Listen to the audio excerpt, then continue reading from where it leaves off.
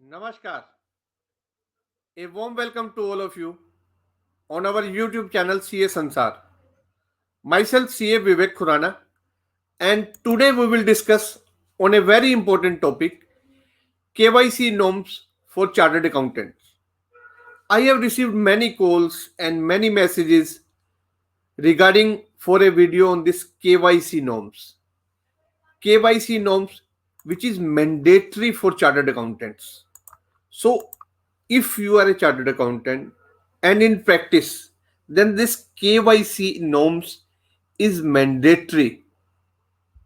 And KYC means know your clients. Know your client norms is mandatory by the ICI for all engagements accepted on or after 1st January 2017. And this is applicable for chartered accountant in practice who are doing this attestation functions. And ICI have also clarified regarding the attestation functions.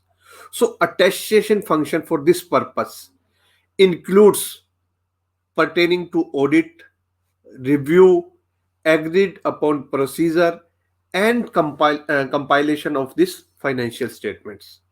So this KYC, so KYC like banks are doing, जैसे banks करते हैं KYC know your customers, same for the chartered accountant who are into practice, KYC know your client norms. So अगर आप कोई engagement accept करते हैं on or after 1st January 2017, then this is the mandatory clause by the ICI कि आपको KYC करनी है, know your clients.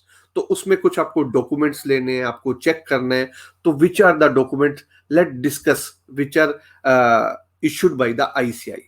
So if your client is individual और प्रोप्राइटर, कि अगर आप कोई इंडिविजुअल का या कोई आप प्रोप्राइटर आपके पास आता है, then what you have to see, first general information is name of the individual.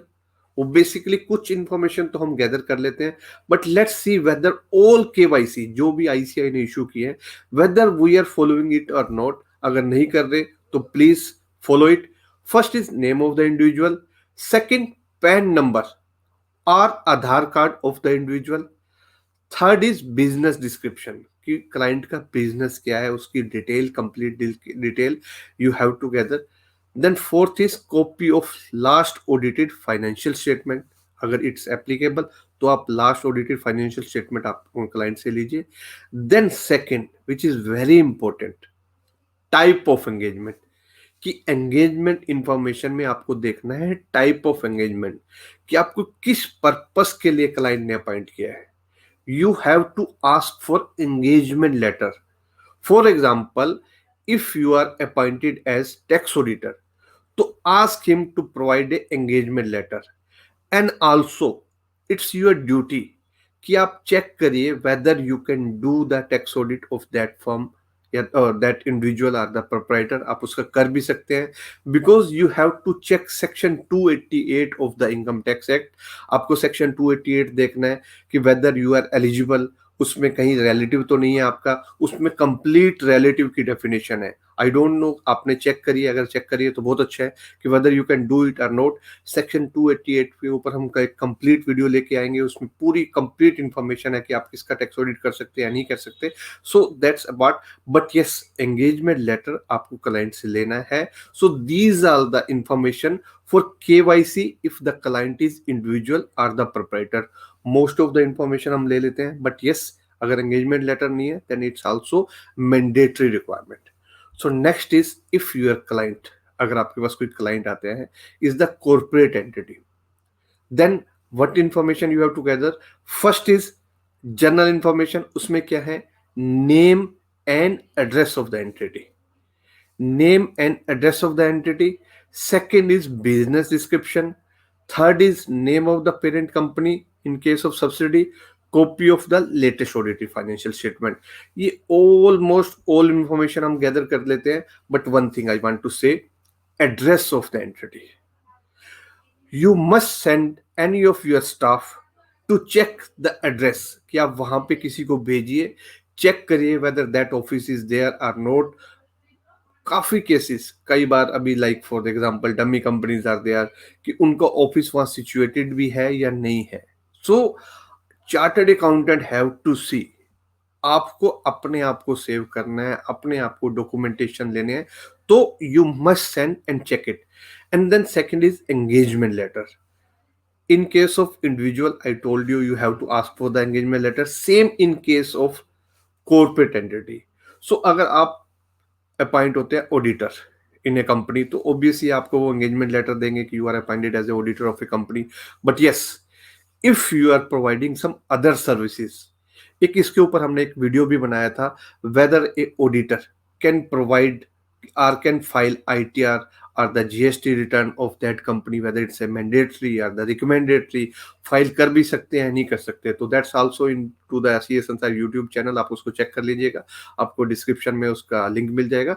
So whether in case of corporate entity, तो एंगेजमेंट लेटर में आप किस पर्पस के लिए अपॉइंट हुए, and also you have to see whether section 139 and 140 जो related to appointment of auditor है, whether that has been followed or not, whether you are eligible or not, जो उसके अंदर conditions हैं कि आप कब अपॉइंट नहीं हो सकते ऑडिटर ऑफ ए कंपनी, वो भी फॉलो हो रही है या नहीं हो रही.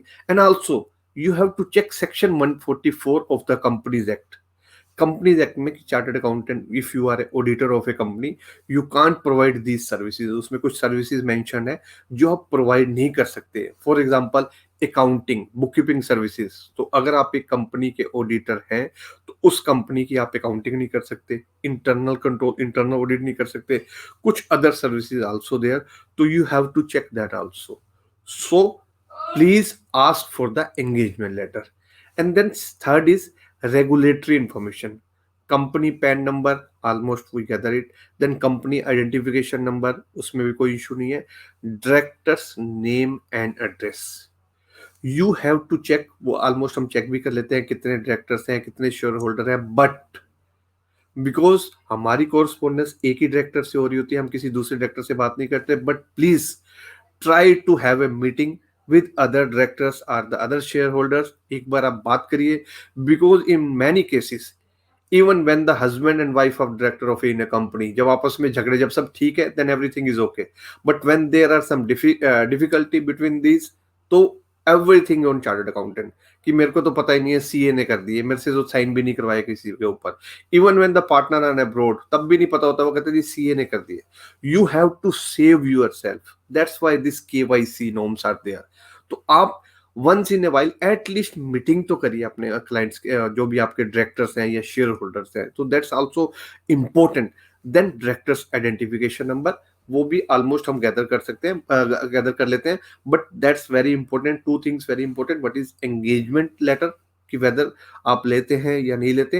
And second, meeting with other share holder और द डायरेक्टर्स, कि आप एक बार उनसे बात करिए. So this is if your client is a corporate entity. And in case client is a non corporate entity, पहले तो हमने डिस्कस किया इंडिविजुअल और proprietor, then corporate entity. Now we are discussing on a non corporate entity. For example a trust या कोई NGO आपको appoint करता है. सो क्या क्या इंफॉर्मेशन आपको गैदर करनी है. So general information, name and address of the entity. Same again I am saying, for address purpose send someone from your office to check whether the office is there or not, कि वहां पे उनका office है, NGO, trust या society जो भी है, non corporate entity, तो उनका ऑफिस है या नहीं. देन बिजनेस डिस्क्रिप्शन, आपको चेक करना है business description. Copy of PAN number, almost we gather it. Then key persons name and address, कि जो भी वहां पे की पर्सन है, इन केस ऑफ ट्रस्ट है तो कौन से ट्रस्टीज हैं, उनकी detail. And try to have a meeting. अगर आपकी सिर्फ एक से ही कोरस्पोंडेंस हो रही है, but try to have a meeting, या उनसे बात करिए बाकी भी जो ट्रस्टीज हैं. एंड उनके पैन, आधार, डिन नंबर तो हम ऑलमोस्ट गैदर कर लेते हैं. Then the copy of latest audited financial statement, वो भी हम गैदर कर लेते हैं. एंड टाइप ऑफ एंगेजमेंट, कि किस पर्पस के लिए आपको अपॉइंट किया, अगर ऑडिट पर्पस के लिए या फाइनेंशियल स्टेटमेंट रिव्यू के लिए, विच purpose they have appointed us. So ask for the engagement letter. So this is regarding the KYC. know your client norms, which is a mandatory requirement issued by the ICI.